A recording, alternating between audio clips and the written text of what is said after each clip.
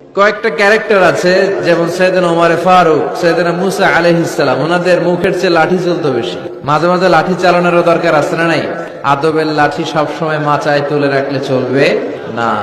সৈয়দনা মুসা আলাইহিস সালাম অত্যন্ত রাগী ছিলেন। উনি একবার এক থাপ্পড় মেরে ফেরাউনের বাবুর্চিকে দুনিয়া থেকে বিদায় করে দিয়েছে। আরেকবার আরেক থাপ্পড় মেরে সৈয়দনা মালাকুল মাউতের চোখ অন্ধ করে দিয়েছিলেন। উনি রেগে গেলে ওনার মাথার চুলগুলো ওনার টুপি ভেদ করে উপরের দিকে এরকম খাড়া হয়ে দাঁড়িয়ে যেত। মাঝে মাঝে এরকম শক্ত লোকের দরকার আছে না নাই?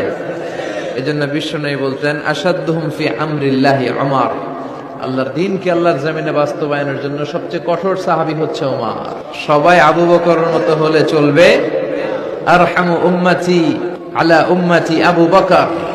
আমার উম্মতের মধ্যে সবচেয়ে রহম দিলের সাহাবী হচ্ছেন আবু বকর।